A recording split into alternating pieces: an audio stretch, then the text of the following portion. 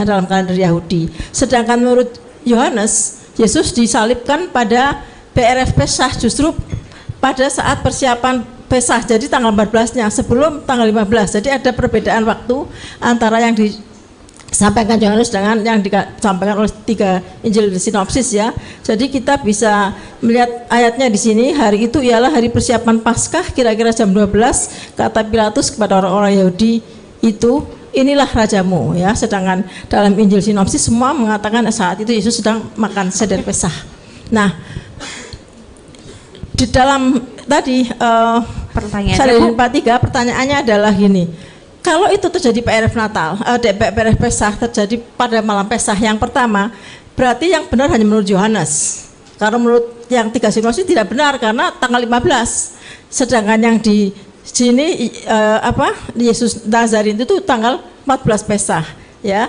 Kemudian yang kedua di ayat 22 berikutnya mengatakan bahwa murid-murid Yesus ya dari Nazarin ini adalah 5 orang ya, adalah Matai dan sebagainya, 5 orang nikah yang semuanya mati juga dihukum mati. Dan yang ketiga, kejadian ini terjadi pada masa Joshua bin Prahya, jadi pada masa Rabi Joshua bin Prahya yang terjadi pada dua abad sebelum Masehi, abad kedua sebelum Masehi. Jadi waktunya tidak pas, Pak. Jadi ini gugur sebagai bukti ya, itu menurut saya.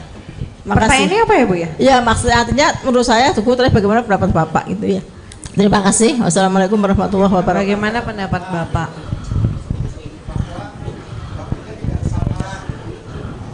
Ya.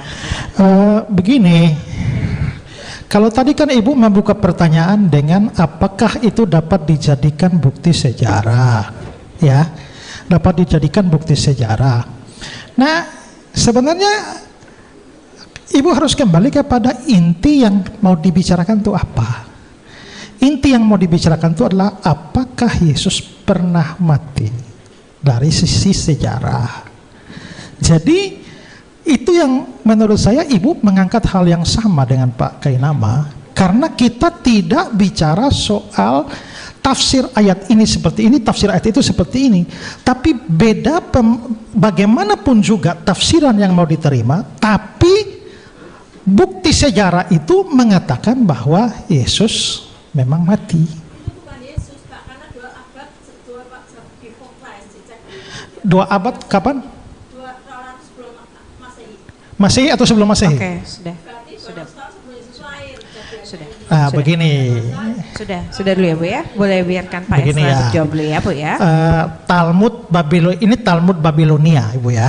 Talmud Babilonia ini kumpulan tulisan-tulisan Yahudi, disusun antara tahun 70 sampai tahun 500. Ya, jadi memang ada Talmud itu ada bukan hanya selesai pada satu titik, dan mengingat kerangka waktu ini dan juga referensi-referensi awal tentang Yesus, maka para pakar sejarah itu memperkirakan bahwa Talmud Babilonia ini itu justru dari rentang waktu yang panjang. Kita tidak bicara seluruh Talmud itu, tapi ini antara tahun 70 sampai 200. Nah kita, ya, jadi ini namanya sejarah Ibu. Sejarah tidak ditulis persis pada waktu itu terjadi. Karena begini, kita bisa tulis sejarah, tapi sejarah tentang Indonesia Merdeka, peristiwa Indonesia Merdeka 1945. Tapi saya sebagai penulis sejarah menulisnya pada tahun 2024. Jadi tidak menunjukkan bahwa teks sejarah itu harus ditulis bertepatan dengan peristiwa itu. Peristiwanya sudah terjadi 2 abad sebelum Yesus lahir. Yesus bin Nazarin ini gitu. Dan muridnya cuma 5. Nah, Ibu mengacu kepada mana? Karena kita bicara sebagai Talmud Babilonia 70 sampai 500. Ya. Nah, ini itu tentu kita bisa melihat lagi. Tapi waktu kita sekarang tidak cukup. Baik, Bagi saya 70 sampai 500 dan maksimal Talmud Babilonia yang dikutip itu pada maksimal tahun 200.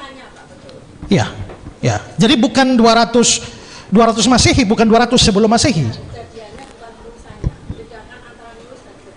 Ya. Sudah. Ya.